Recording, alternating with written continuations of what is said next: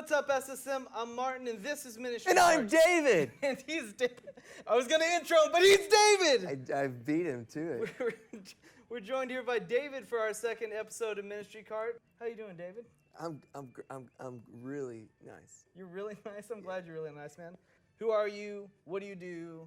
And why do you do it? My name is David Gentiles. I am worship leader and artist in residence, and I lead for the Sagemont 5 service on Sunday nights. That probably has to be up there with like one of the coolest titles anyone else has. That makes it sound like if something's going down, they're like break glass in case of concert or something, and David pops out. How much have you played video games in your life? So my gaming journey began early on when my parents had an Atari system. Oh gosh, the Atari. And I grew up on, Galaga. Galaga is probably my all-time favorite game. That's a pretty sick game. My number 2 game is Contra.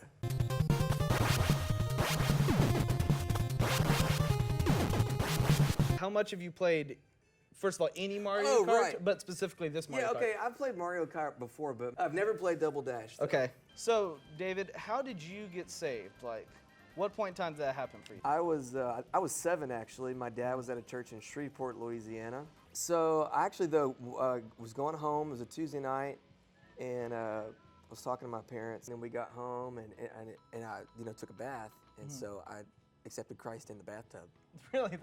Did you immediately get baptized then, or did you technically, wait? Technically, yes. You were immediately obedient to God. I'm the best salvation story you've ever heard.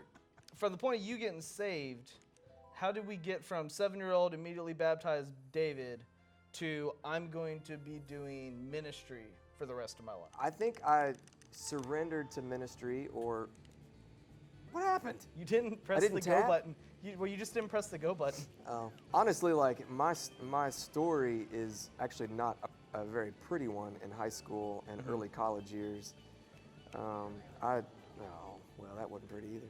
I wasn't walking with the Lord. I mean, I did not really understand what it meant to have a relationship with Jesus, and so my life looked like that. But when I was 19, again, it was like a revival type of deal at our church, and the family that came to lead it, they, for some reason, God really put me on their heart. Check this out. Oh, you take the shortcut? Is that the shortcut? Yes. Well, good for me. Anyway, so it was kind of a thing where God was just moving and speaking, and I was really having a lot of conflict and dissonance in my heart, and this guy basically said, David, when are you going to surrender? God has called you into ministry, and you're going to be miserable if you don't say yes. And I was. I had a couple of really rough years in college. It was bad. But God's gracious. Yeah, so I went to DBU and started a music degree and finished in 5 years. And started in ministry and leading worship, and that was kind of where my life just took a 180. So awesome, dude. You were doing way better than Cody at this point. Okay. You're like 2 spots above where Cody was. Well, I mean, I took the shortcut. That's true. You took the shortcut. Cody's got good hair, though. He does have. You don't have good hair. Come on now. Boom. That's all I'm saying. Boom. Boom. How did we get from there to how you end up at Sagemont? Okay, so we were living in Huntsville. We were doing college ministry. Okay. Now, I was traveling full time, doing worship events, student events, conferences, and filling in at churches and things. And oh my word, that was just awful.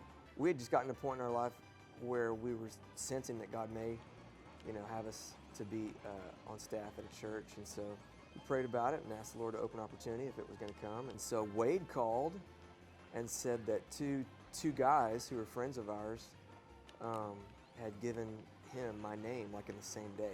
And just kind of went from there. So just hit myself. All right, so David, I want to thank you for is that coming it? on the ministry. Are we done? Close. I mean, we did an entire 4 races. Did we? Oh. So even though you did not win a gold trophy, we never let our guests kind of leave empty-handed. Well, we do, but not in your spirit. So I want to award you the best voiceover actor of ministry karting. Marty. Oh, wow. Cody, step up your game. What are you doing? Wow. Take the staff off. Man, well, I mean, in that spirit. In that spirit. Of all the Mario Kart shows that, man, I've ever been a part of or have ever heard of, this is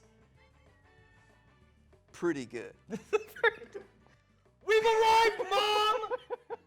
This guest who's got a show that David Gentiles has heard of. Matt. I wouldn't. David Gentiles loves us and he's staying forever. See y'all later.